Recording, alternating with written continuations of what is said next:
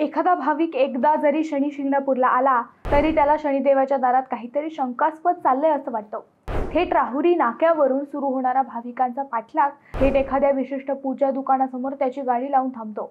त्यानंतर खऱ्या अर्थाने सुरू होते त्याची आर्थिक लूट। यापूर्वी फक्त गाड्या अडवणारे लटकूच बदनाम होते, परंतु आता नव्या घोटाळ्यातून संस्थांचे काही कर्मचारी, काही पुजारी व काही विश्वस्त किती मोठे लुटारू आहेत याच्या चर्चा सुरू झाल्यात। शनी शिंगणापूर ॲप घोटाळ्याची तक्रार देऊन आता 15 ते 20 दिवस झालेत, परंतु यात अद्याप काहीच अपडेट समोर आली नाही।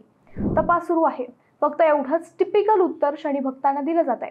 इतर घोटाळ्यांप्रमाणे हा शेकडो कोटींचा घोटाळाही दाबला जाईल अशी शंका या निमित्ताने पुढे येऊ लागली आहे। नेमकं काय चाललंय शनी शिंगणापुरात याच विषयीचा आमचा हा स्पेशल रिपोर्ट। नमस्कार, मी अद्वैता आणि आपण पाहत आहात अहिल्यानगर लाईव्ह रिपोर्ट, नगरी राजकारणाचं परफेक्ट अनालिसिस। जो भाविक शिर्डीला येतो तोच पुढे शनी दरबारी दर्शनासाठी येतो। शिर्डी व शनी शिंगणापूर जवळ असल्याने या दोन्ही तीर्थक्षेत्रावर गेल्या अनेक वर्षांपासून गर्दी वाढली। या गर्दीमुळे आसपासच्या गावांचे राहणीमान सुधारले व दोन्ही देवस्थानही आर्थिक सक्षम होऊ लागले। भाविकांची गर्दी जसजशी वाढू लागली तसतशी भाविकांना लुटण्याचे नवनवे फंडे आजमावले जाऊ लागले। शनिदेवाची महिमा एवढी की आसपासच्या घरांना आजही दरवाजे नाहीत, अगदी मोठी दुकाने किंवा बँकाही उघड्या आहेत।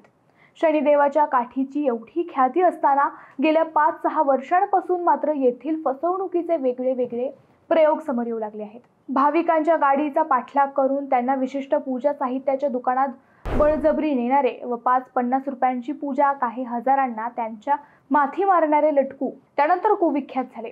तक्रारी वाढल्यानंतर त्यांच्यावर धातूर कारवाई झाली, मात्र लटकू बंद करणे ना शनी शिंगणापूर पोलिसांना जमले ना शनैश्वर देवस्थानच्या सुरक्षा रक्षकांना। आता हे लटकू समजले जाणारे काही एजंट देवस्थानच्या बाहेर भाविकांना लुटतात अशी तक्रार आहे, परंतु आता देवस्थानमधील काही महाभयंकर घोटाळे चर्चेत आले आहेत। त्यात बनावट ॲप घोटाळा, बनावट पावती पुस्तक घोटाळा, पुजाऱ्यांची विनापरवाना ऑनलाईन पूजा साखळी असे अनेक प्रकार उघड दिसू लागले आहेत। आता या सर्व घोटाळ्यांची व्याप्ती लक्षात घेता हे घोटाळे शेकडो कोटींचे आहेत अशा चर्चा सुरू झाल्या आहेत। घोटाळेबाज व काही पुरोहित या सगळ्या प्रकाराचे मास्टर माइंड आहेत।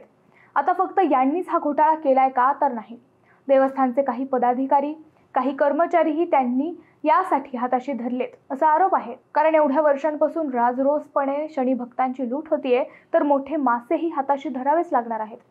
तेच या घोटाळेबाजांनी केलंय। त्यामुळे सध्या या प्रकरणात तेरी भी चूप मेरी भी चूप असा प्रकार सुरू आहे। आता या प्रकरणात अनेक गमती जमती सध्या सुरू आहेत। तक्रारदार म्हणतोय भक्तांची लूट करणारे तब्बल 15-16 बनावट ॲप आहेत। देवस्थान फक्त 3 ॲप्स बाबतच तक्रार देत आहे। असं का? तर देवस्थान म्हणतंय आम्ही याच ॲपला परवानगी दिली होती, ती आता संपली आहे। बरं, मग पोलीस आता इतर 12 ते 13 ॲप्सची चौकशी करेल का? कानून के हात लंबे होते हे असं आपण समजू। मग तक्रार देऊन 3 आठवडे उलटले तरी यात काहीच कसं सापडलं नाही, हाही एक प्रश्न विचारला जात आहे।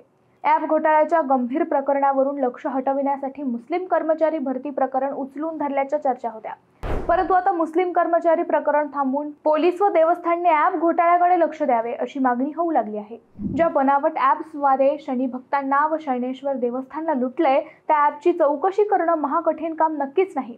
ॲप डेव्हलप करणारा, ॲप चालवणारा, ॲपवर पूजा देणारा, ॲपवरील सबस्क्रायबर, ॲपवरून झालेले ट्रान्झॅक्शन असं सगळं सहज शोधता येतं। मग अजून कोणीच संशयित कसा सापडेना? बरं, अजून एक गंमत म्हणजे तक्रार करणारे काही भाजपचे कार्यकर्ते आहेत। सरकार भाजपचंच आहे, गृह खातेही भाजपच्याच हातात आहे, मग माशी नेमकी शिंकते कुठं? देवस्थानमध्ये सेवा देणारे व त्यातून गब्बर झालेले काही पुजारी सध्या संशयाच्या भोवऱ्यात आहेत। या पुजाऱ्यांची दुसरी पिढी या सगळ्या प्रकाराची मास्टर माइंड आहे अशा चर्चा सुरू झाल्या आहेत। एका पुजाऱ्याचा जावई बापूच या ॲपचा चालक असल्याच्या चर्चा सुरू आहेत। विशेष म्हणजे ॲपचे सबस्क्रायबर त्यांनी दिलेली देणगी सरळ दिसते।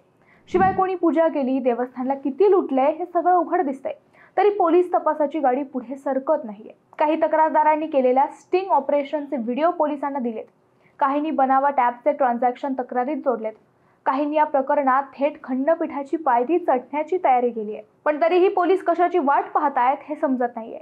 जे लुटारू 4-5 वर्षांपूर्वी फाटक्या तुटक्या वेशात होते त्यांची लाईफस्टाईल या घोटाळ्याची व्याप्ती सांगण्यास पुरेशी आहे। लुटारूंचे कोट्यावधींचे बंगले, लाखोंच्या महागड्या गाड्या, घरातील सदस्यांच्या लग्नात केलेला लाखोंचा चुराडा हे सगळं ढळढळीत दिसतंय। तरी सुद्धा लुटीचा अजून कोणता पुरावा हवाय हे शनी भक्तांना समजेनासे झाले। शनिदेवा, तू भोळ्या भाबड्या भक्तांना साडेसाती लावतो, पण तुलाच लुटणाऱ्या या टोळक्यांना कधी साडेसाती लावणार हे तूच सांग. मित्रांनो, तुम्हाला हा विषय कसा वाटला हे आम्हाला कमेंट करून नक्की सांगा. शिवाय व्हिडिओ आवडला असेल तर चॅनलला सबस्क्राईब करून व्हिडिओला लाईक करायला विसरू नका. पुन्हा भेटू नव्या विषयावर. तोपर्यंत धन्यवाद.